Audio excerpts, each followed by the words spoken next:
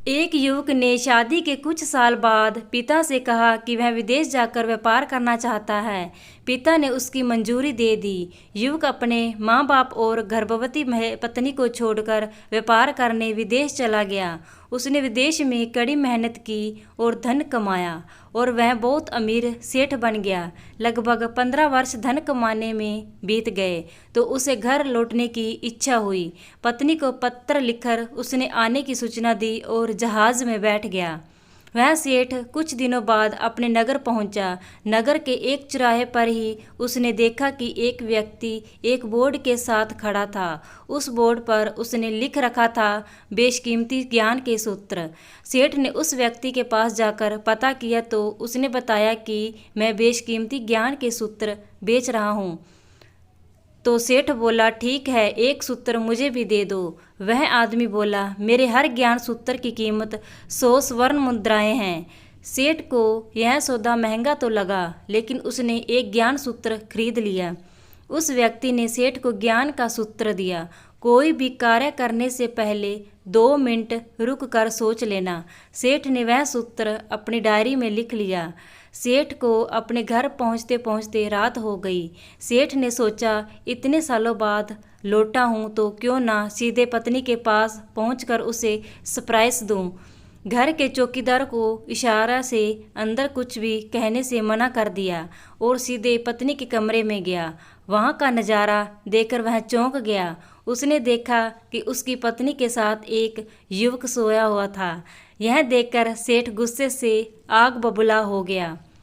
वह सोचने लगा कि मैं परदेश में उसकी चिंता करता रहा और यह यहाँ अन्य पुरुष के साथ सो रही है।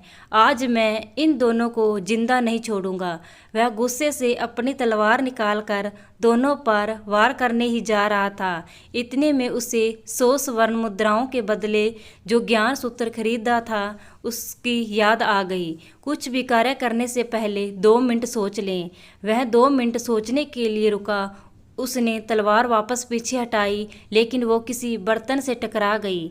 बर्तन के गिरने की आवाज़ से पत्नी की नींद खुल गई।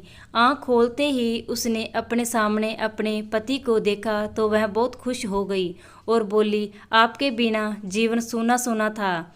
इंतजार में इतने वर्ष कैसे निकले यह मैं ही जानती हूँ। पत्नी ने इतना बोलकर पास सोए हुए युवक को उठाते हुए बोली, बेटा उठ जा, तेरे पिताजी आए हैं।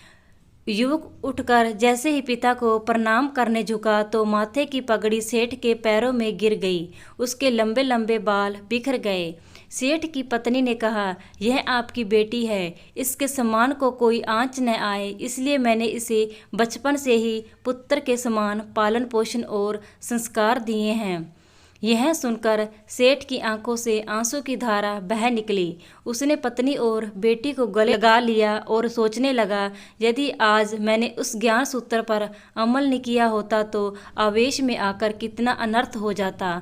मेरे हाथों से मेरा ही निर्दोष परिवार खत्म हो जाता। दोस्तों, इस कहानी से यही शिक्षा मिलती है कि जल्दबाजी में आकर कोई निर्णय न लेवें, क्योंकि जब हम आवेश में होते हैं तो हमें अच्छे बुरे का ख्याल नहीं रहता। इसलिए गुस्सा होने की स्थिति में कोई भी निर्णय ना लें। कुछ देर रुकें और दिमाग ठंडा होने दें और फिर सोचें कि क्या सही है क्या गलत।